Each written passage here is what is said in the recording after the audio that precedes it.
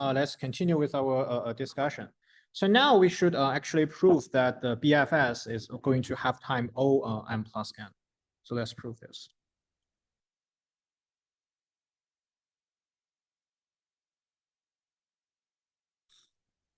As usual, should we use degree of U to be the degree of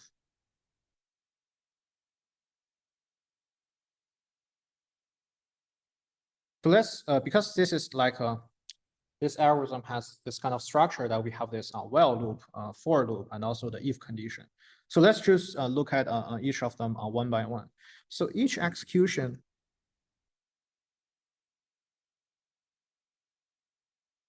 of the if loop.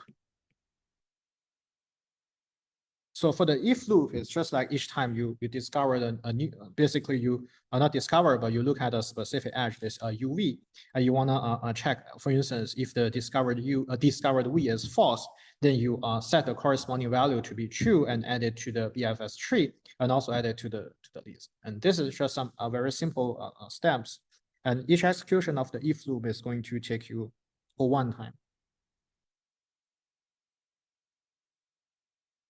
So I guess in general, maybe if you want to be super cautious, maybe you can take, for instance, you can say that it takes you like maybe here is like 3 steps. I mean, the 3 steps is just like you set discover to be true. I mean, this is one thing. The second thing is you add the edge, and the third thing is that you want to add it to the list. But in general, typically we are not very careful about like for instance whether it's like a precise constant or like maybe like O1 here. So in general, because our algorithm is always, for instance, in general, we write this as asymptotic notation, like big O notation. So we can just do this from scratch. And if this is just like, you can see this can be done in a constant time, you can just feel free to write this that actually takes O1 time. So the next thing that we want to be careful is that you look at this BFS algorithm. The next thing is the for loop. So we say that each execution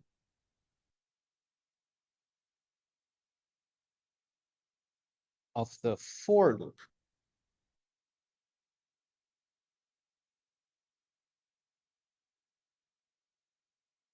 runs the if loop for the degree of U times. I guess this is also transparent because each time you're actually given a certain node here, and basically the number of times that you call the discovered V, basically this if condition correspondingly is you're actually having an edge, basically this edge UV in this edge set. But this basically you are actually, if you have a certain node U here, the number of choices you actually choose such kind of V is basically the degree of U. So that basically is saying that why each execution of the for loop is going to run if loop for at most like degree of U times. So this suggests that the total cost is actually O of summation of U belongs to V degree of U. And because we know that the summation U belongs to V, the degree of U equals to 2 times the size of the edge set, and here we just use this to be denoted as M, and this is O of M.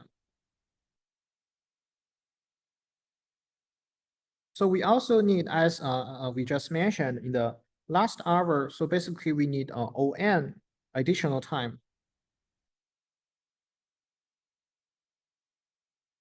to set up the list. I think it's especially this discovered. So this just suggests like the total time spent is actually O of M plus N.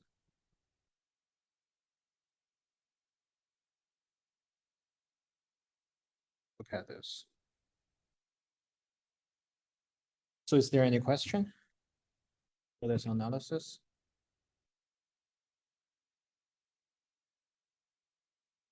Can you repeat this once again? So repeat what? I mean this complexity analysis. The proof. Okay. Yeah. So basically, you look at this algorithm. So basically, you see like the while loop here. The while loop just each time check whether this list is empty or not. So this is not something super important. I mean, in terms of like the time cost. I mean, each time. I mean, sorry. When you run this algorithm, the main time cost really comes from, I mean, running the for loop and the if loop here. So let's look at from the bottom to top because the if loop is just like each time that you're actually checking the things. So each time basically you run the if loop. I mean, for instance, you really execute that. I mean, the discovered v here is indeed false. Then you just do three things. You set the corresponding discovered v to be true because you find that you turn the false to be true, and you add a new edge. Add this edge uv to the corresponding BFS tree t. You just add this v to the list li plus 1. So this is basically the case. Or maybe if discovered v is true in this if condition, you just like you just don't do anything further. But in any case, I mean, the cost inside each of the if loop is going to be O1. And after that, you check the for loop here. So basically, each time you are given a certain node u here, you just consider each edge uv from the edge set. And the number of choices from the number of choices, this v basically can going into the if loop next is the number of choices, just the degree of u here. And basically, you're actually looking through all of the nodes. I mean, look at all possible nodes, and basically you just the total cost is at most O of the summation of the degree of all the nodes, and this is basically at most OM. And also, in addition, you probably need to like a cost of ON. You need to maintain the things, for instance, like the discovered list, and that basically means the total cost should be O of M plus. Okay. Okay, so this basically gives the complexity analysis of the BFS algorithm, and let's discuss a little bit more about the BFS. So there are some further nice properties that we can actually observe. Property. So basically this BFS, this algorithm is actually returns precisely the kinetic component actually in general.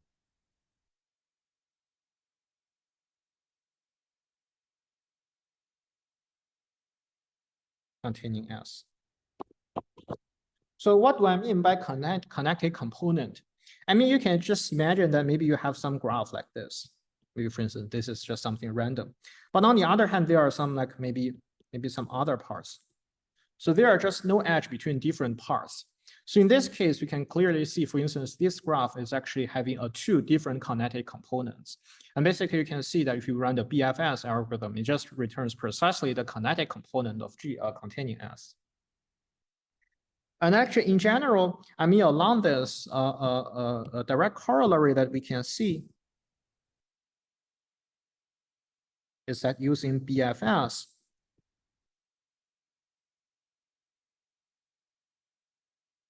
we can find all connected components of G in OM plus N time. And also given the adjacency list.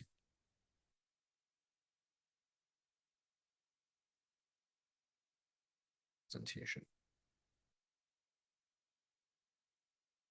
I think this is relatively easy to understand, but I think maybe let's do everything in a formal way, but we can we can still give an algorithm here.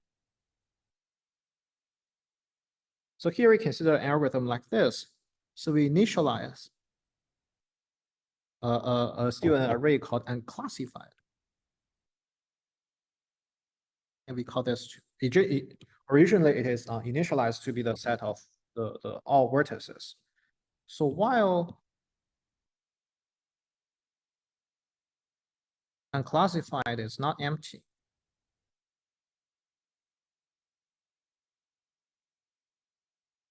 it's not empty, we just in arbitrary S belongs to unclassified. And we run the BFS of S. And we remove the output from classified. Oh, sorry, from unclassified.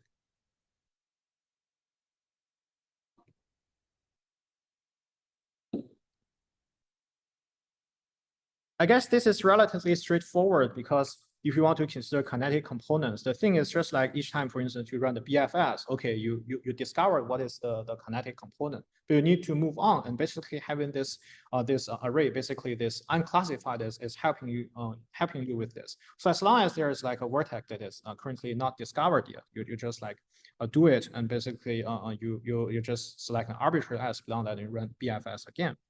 So basically, you can see that this gives you this complexity bound a relatively easier way because you have this, for instance, assume that your graph have components, maybe say like G1 to GK.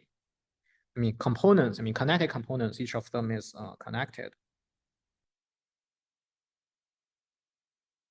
And let's just assume that the number of edges and the number of nodes of them are like M1 to MK and N1 NK.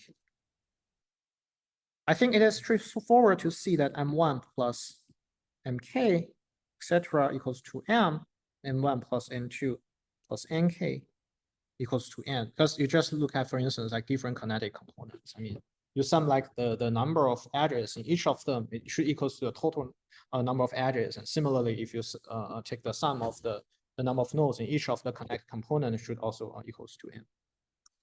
So the cost of the above algorithm, as you can clearly see, is going to be M1 plus N1 plus M2, O of M2 plus N2. That is going to be O of MK plus NK. You can just like take together all of the M's and also all of the N's. It is going to give you O of M plus N. So any questions?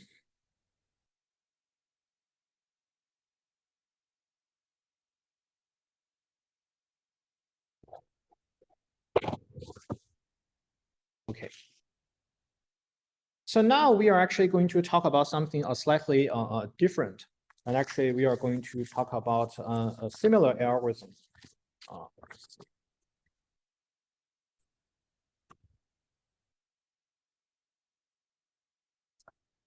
So basically, we are talking about another search algorithm, but it's basically searching a different kind of way.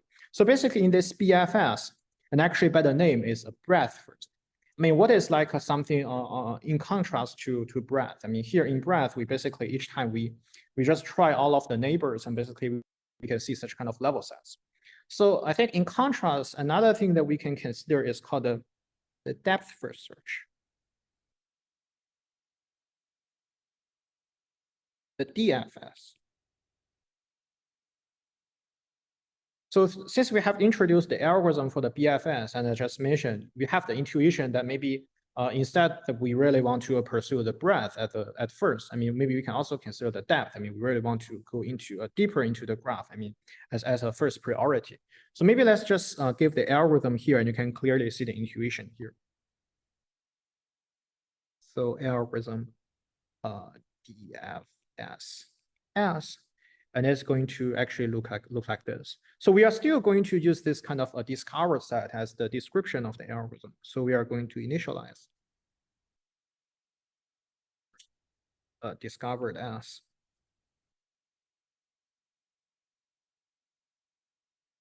to be true, and a similar discovered B to be false for all other V.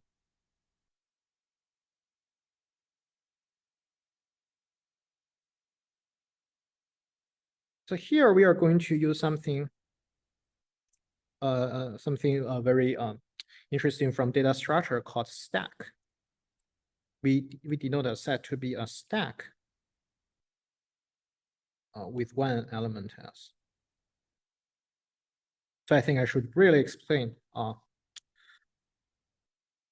what I mean by a stack here. So basically stack, let me actually, I think this should be give enough space. Stack. So stack is basically a data structure that satisfies the property of last in, first out. Or as abbreviation of this, the first letters is called a LIFO data structure. So for instance, maybe we have a field different things. Maybe for instance, we have like apple, maybe like orange, maybe like banana. So what do we mean by like last in, first out? So basically, assume that we have like an apple, orange, and banana giving you a certain sequence. So basically, we just put them all in this corresponding sequence. So the first line is going to be apple, the second line is going to be orange, and the third line is going to be banana. So by first out, it means that if we want to, basically this kind of data structure can always consider corresponding input and output. So the input is that basically we give the three things in a sequence. And if you immediately consider the output will give you a banana. So basically for stack, it just means that each time you just like move everything into this. I mean, for instance, in a sequential way, like as this example, apple, orange, banana. And if you want to have an output, the output is basically the last thing that you actually input there. So basically the banana here. So this is actually by the meaning of the stack, and this is actually a very common term that is actually going to use in general in algorithm design. So here for the DFS, I mean, to actually give a clear discussion about the algorithm, we have to introduce this definition of the stack. But I think you will probably later easy to see that the intuition actually why we want to make such kind of description. So let's actually continue to describe the algorithm here. So of course, similar to the BFS algorithm, the DFS algorithm is also going to be an iterative algorithm. So we are still, of course, going to have the while loop. And the while loop is actually still going to be while the S is not empty. We take a node U S. So here you notice this. I mean, I take a node U from S. It's not like an arbitrary S. It's in a stack way that we actually take the banana out. I mean, for instance, in this example. So the next is going to be an if loop. And similar to the algorithm of the BFS, we are still going to have the if loop as the condition to be the discovered U to be false. And then we basically consider the thing that we actually set discovered U to be true. And actually we add a V to the stack. So by add V to the stack S, it's just input according to this kind of stack way for each edge. For each edge, UV belongs to V.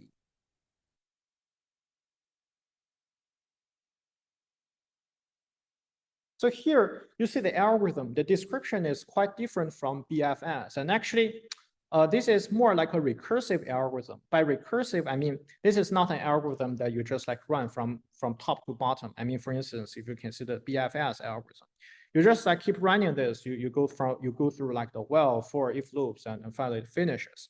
But here actually, if you consider the DFS algorithm here, and actually it actually calls itself, I mean, especially inside this while loop. So basically having a stacks means that basically you have a bunch of nodes that you're actually going to process. And actually each time you take a node U out from S, and actually you after maybe especially at the beginning, if you take here, so basically for this sentence. So you take a node U from S, so you take one node off, but actually you can put a lot of nodes inside. I mean, if at the beginning, a lot of nodes are not discovered. So this is actually in a slightly different flavor compared to the BFS, but actually this is still something, and actually you can see by the definition of the depth first search. I mean, we really each time we want to go into deeper, and we want to each time we want to output a certain a node that is actually connected to the previous one, and actually this is like in a depth way, and actually we are going to maintain everything in this kind of stack. So this is the algorithm. Maybe the intuition is maybe actually to better explain the intuition. Maybe let's still look at an example, and maybe just for our convenience, we just copy this example. I mean, we just maybe copy this example. Since we have already used this as example for BFS, I guess it also makes sense to use this as example for the DFS. Basically this, but here we of course don't have all this kind of things. Oh, sorry. We should We should have s equals to 1, or maybe others, but we just use s equals to 1 as an example here. So what is this going to look like? So let's just begin that we have like a vertex 1 here. So if you have like a vertex 1 here and you just put everything here, then basically the corresponding, maybe the next node you are going to have is 2 here, because 2 is indeed something you are going to discover in the while loop. Yes, but actually, you see the intuition here is that, for instance, if you look at the 1 here, and actually you look at the neighbors, and actually you go from 2 here, then the next thing that you are going to move next is you're actually going to move from the 2 here, and maybe, for instance, you have the 3. So I think each time, I mean, if there are like a multiple neighbors, I guess for our convenience, we just choose the relatively a small one. I mean, for instance, you go from 1 to 2 here, and you go from 2 to 3, and here you consider the 3 here, you're actually going to 7 here, and after going to the 7, you are going to the 8 here. So going to the 8 here, this really, I mean, this really can finishes a significant part of the stack. So basically, after finish from 8 here, you go back to 7. And okay, 7 is good, and you go back to 3. Okay, 3 is good, but if you go back to 2 here, then you still notice that there are some neighbors of 2 that is not discovered, and then basically it goes to 4, and basically 4 it goes to 5, and actually from 5 it goes to 6. And actually we can still like basically similar to the pattern that we use red color to represent the edges that is not belong to the tree. So we can do the similar kind of things. So we just notice that there are something like this. And also we have an edge between 1 and 3. And also we have an edge between 2 and 5. So is this clear to you?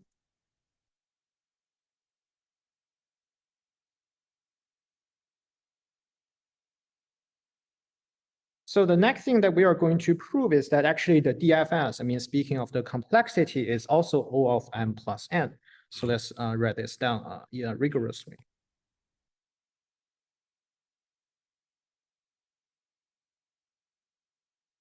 The DFS algorithm.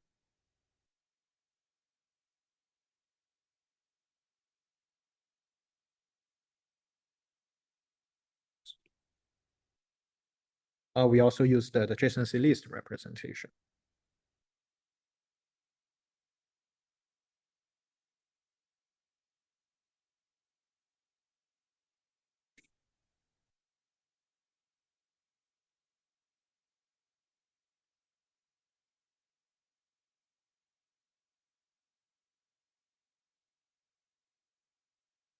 Okay. So let's prove this.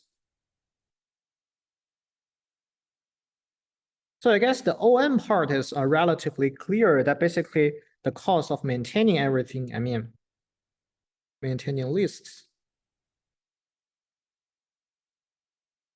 I mean, including this discovered,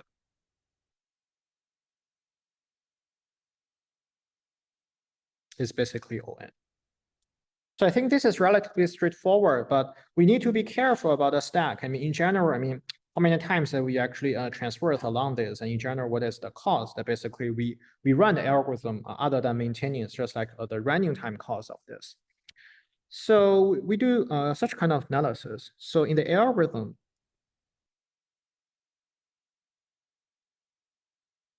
so we notice that each insertion, like deletion, the stack, it just takes O1 time. You just add or delete, and there is really not anything more complicated than that. So we see that the main factor,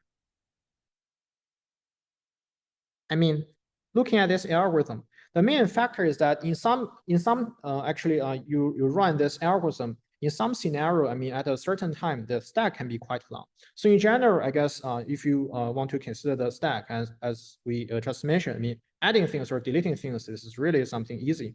The main thing that we want to be careful is that this kind of adding and basically adding and deleting in the stack is really not too long. So this is something we want to be careful. And actually the main factor is the number of elements. I think to be precise, it should be like ever added to the stack.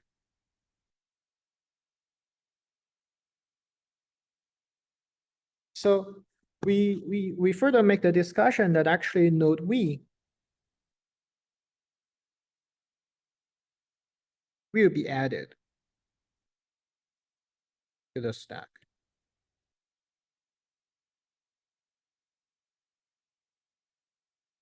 So basically, every time one of its adjacent node is actually explored,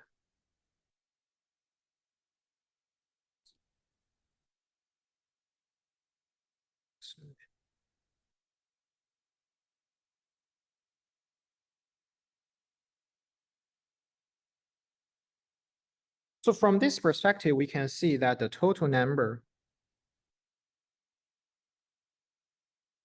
of nodes ever added to S, similar to the BFS, it is at most like summation of the degree. Should use V here.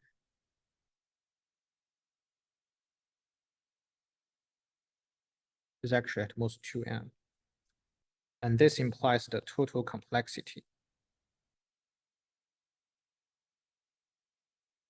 is big O of m plus n. So any questions?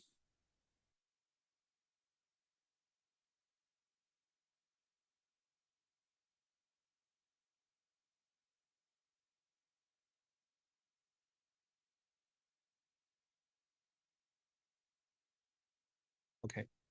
So here, one thing that is probably not as transparent, I mean, compared a DFS to BFS, is that in BFS, we actually, in this while loop, we do more things. So basically, in the while loop, you see that we actually explicitly mention that we add edge UV to the tree T here. So basically, the algorithm explicitly has a maintenance to the tree T here.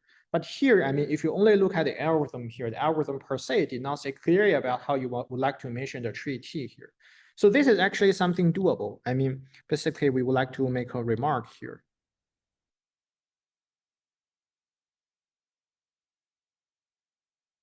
That actually DFS can also return the tree.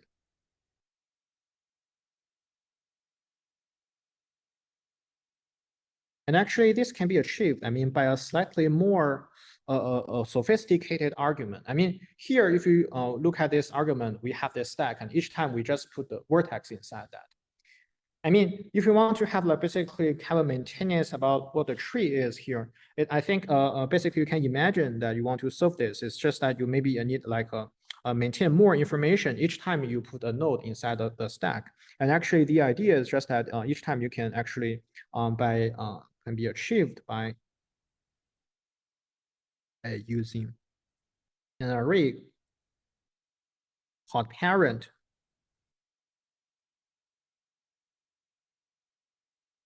and set parent u equals to v when we add node to the stack due to adding this edge. I mean, due to edge. So we are not going to go through the technical details of this, and this is basically intuitively, I mean, I just want to mention that the DFS, I mean, although like the algorithm structure is different from BFS, but in general, you can still using a little bit more a clever way to actually return the corresponding tree. And this is, we are not going to cover this in the technical details, but if you're interested, you can check section 3.3 from the textbook.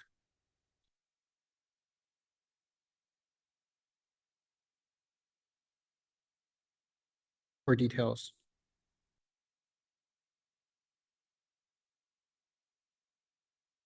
Okay, so basically this finishes the introduction of the DFS. So any question in general about DFS?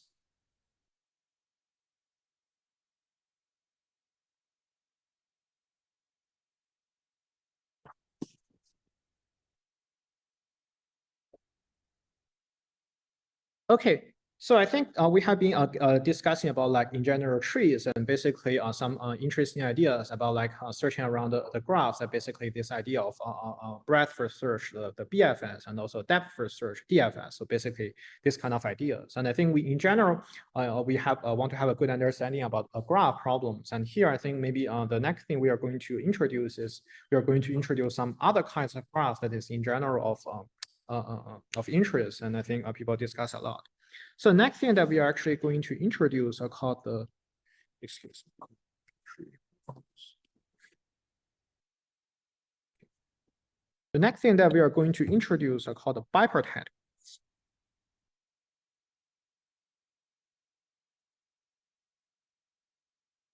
So what is a bipartite?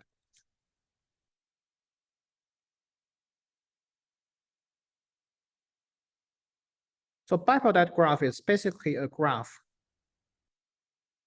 G equals to VE.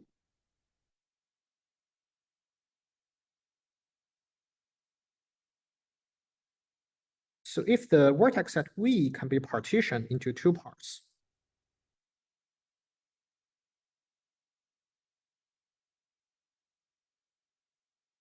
So we just call like partitioning into two sets X and Y, such that for any edge in E,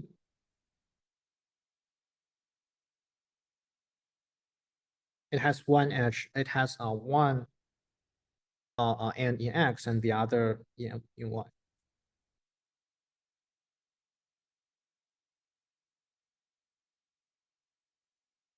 So basically this argument works for any edge. I mean, this just means that, I mean, if in general consider relationships and you consider like an edge here, it has one end in X and the other in Y, or maybe both of the two ends are in X or both of the two ends are in Y. A bipartite graph, just like we just don't have this kind of case. I mean, there should be no edges between vertices in X and also no edges between the vertices in Y here.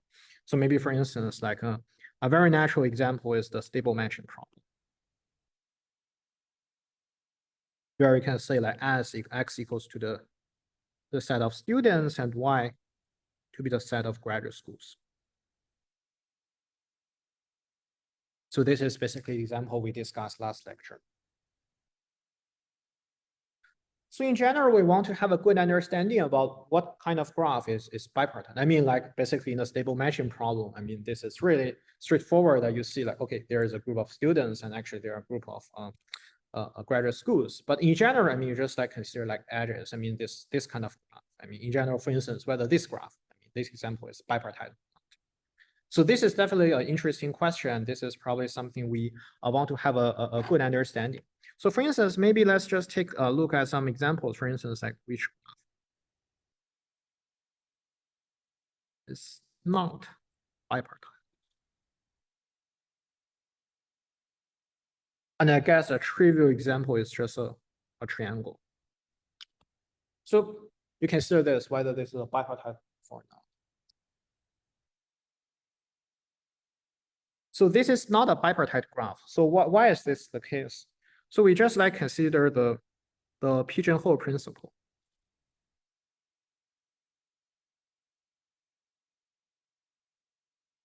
So we have three vertices due to the pigeonhole principle. So at least two of them both in X or Y. But this gives an edge, violating the bipartite property.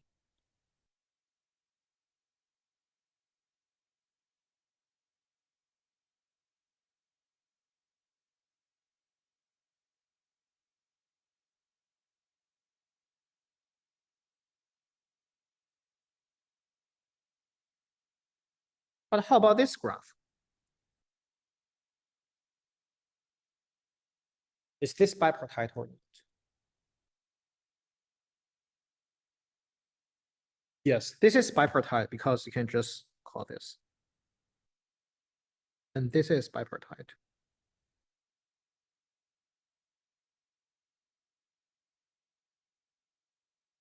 So somehow maybe you can see a little bit of the intuition here. So here we draw a graph, I mean like a triangle or maybe like a square. I think they have some similarity, but you see like the observation is slightly different. I mean, I draw the square here. So this is a graph with 4 edges and 4 vertices, and the triangle is a graph with 3 edges and 3 vertices.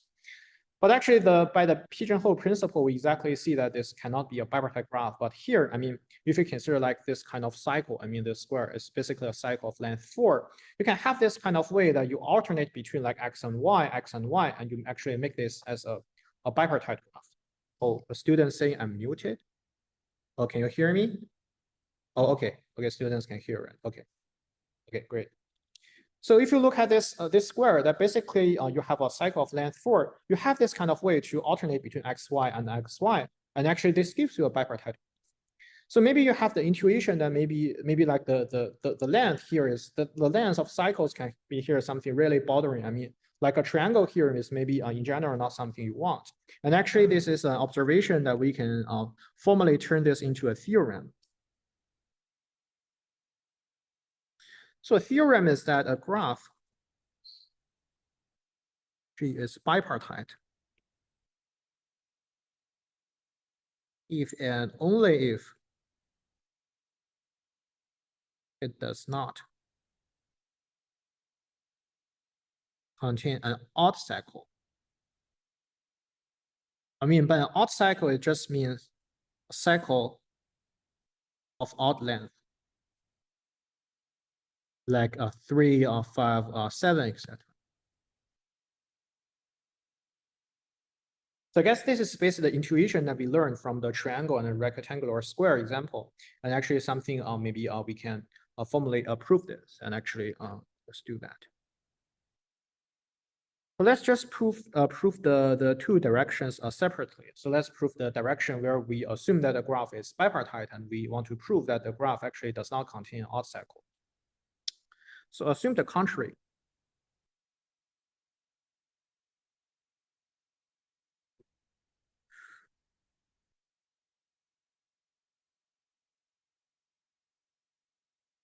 So if we assume the contrary, that just means that we assume that G contains an odd cycle.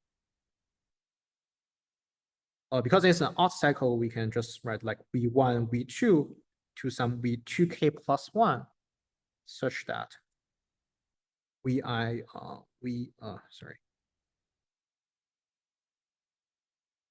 plus 1 is an edge for any I belongs to 2K. So here, throughout this course, I read this kind of like a square bracket with a number.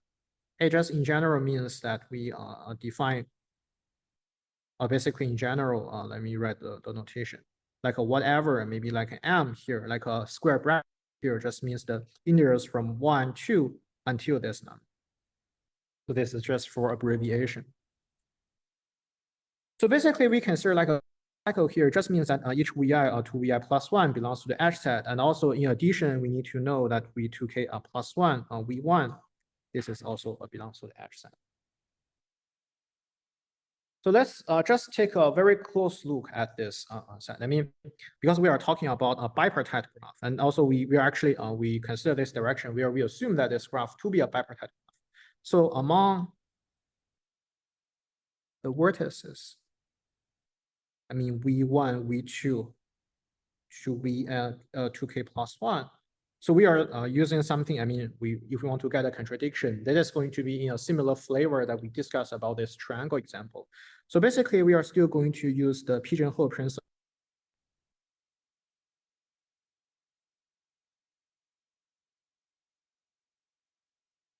So either X or Y contains at least K plus 1 of them. So without loss of generality, let's say X contains at least K plus 1 of 2 K plus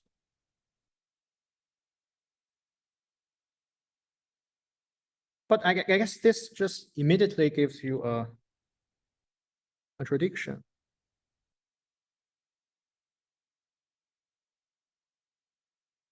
At least them are adjacent.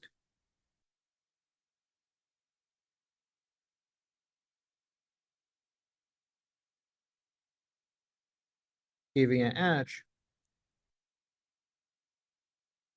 with both ends in X.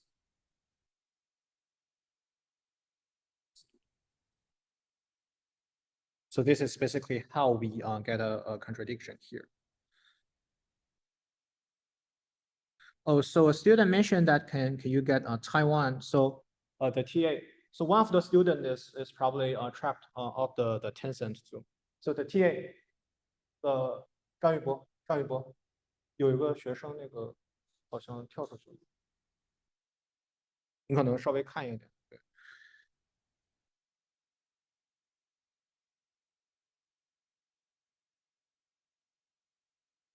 Oh, students think there is no point of keeping the waiting room. Oh, I think the reason is that why when we set the Tencent meeting is that because I just email all of the students about like the Tencent room link. I mean, if you share it to maybe, for instance, non-PKU students, I think it's not that appropriate. Maybe if you don't have a waiting room, I guess maybe some other people get in, maybe like, for instance, interrupt me about screen sharing. I mean, this is not really something good, and that's the reason why we have this kind of. So yeah, I think maybe we can test. I mean, if everything goes smoothly, and I mean, if there is no strangers getting to this, maybe we can discuss about this later.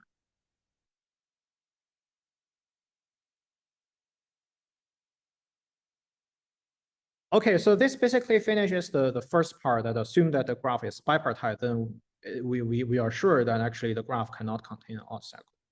So let's talk about the other direction. So the other direction is we assume that actually the graph does not contain an odd cycle, and we want to make sure that the graph is bipartite. I mean, if you think about something like we want to prove a graph is bipartite, I mean, we can actually do this algorithmically. I mean, by doing this algorithmically, we just mean that we can actually give a bipartite, I mean, division. I mean, we can just like point out what is the X and what is the Y such that we make this graph to be a bipartite. Okay, so we can actually give an algorithm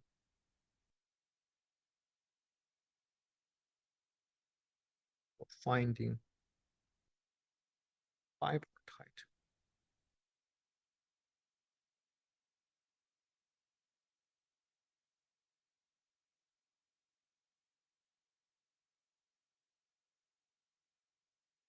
Without loss of a generality, we assume G is connected. I mean, if the graph is not connected, you can just look into each connected component. And basically, as we discussed in the BFS example, so in general, I mean, you consider such kind of algorithm as later we find deciding bipartiteness also has complexity O(n plus n). I mean, as long as this bounds holds for each connected component, you can just plus them together. So this does not make anything different. So for the ease of our discussion, we just feel free without loss of generality, we can assume that the graph is connected. Okay, so basically we run BFS starting at an arbitrary node S. So this is fine. We just choose an arbitrary node S and we just run a BFS. And L1 and LK should be the layers.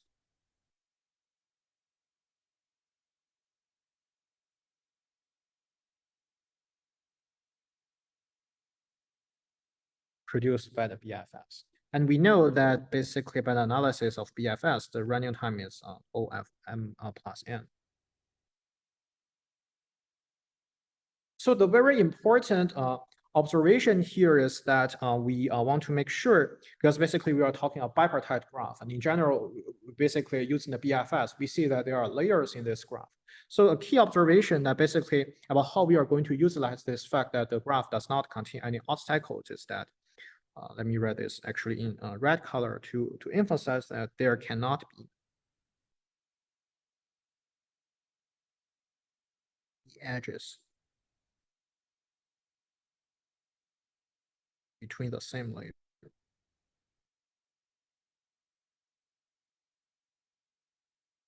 So this is basically a key factor that we are actually going to utilize. So let's actually prove this red thing, basically this sentence also by contradiction. So assume the contrary. I mean, maybe let's just say, if that's not the case,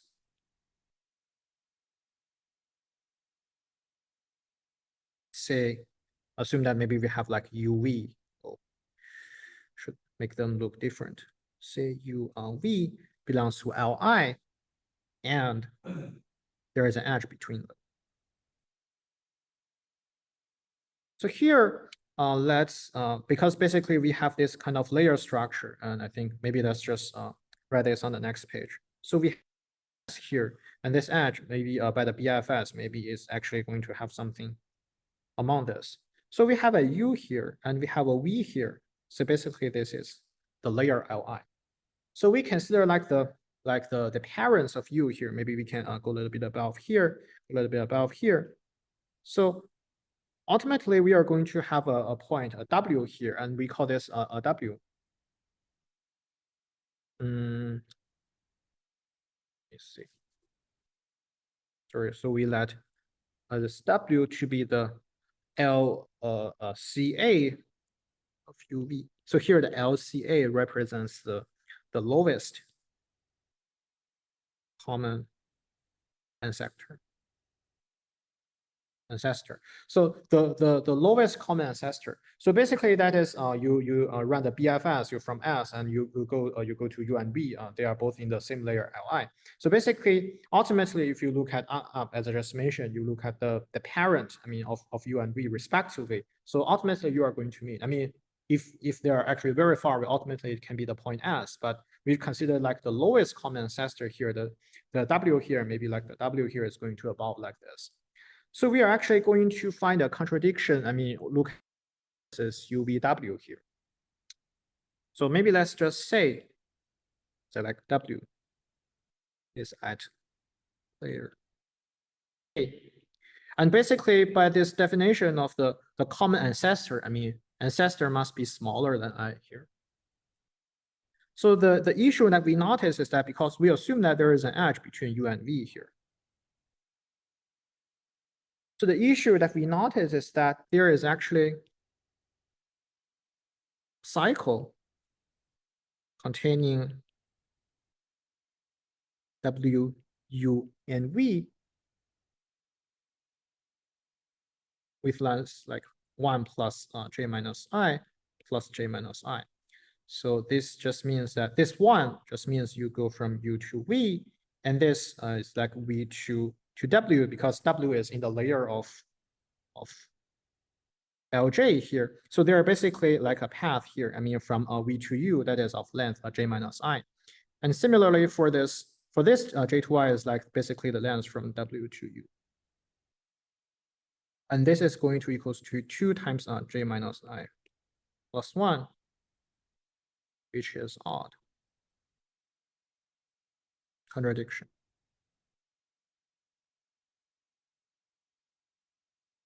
So any question here?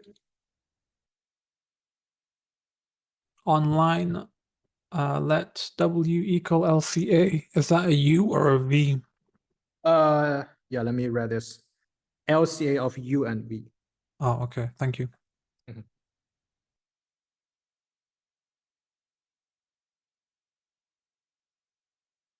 So I think we basically finished this hour, and I think we probably need to take another 10 minutes break. And if you have any questions, feel free to ask me during the break.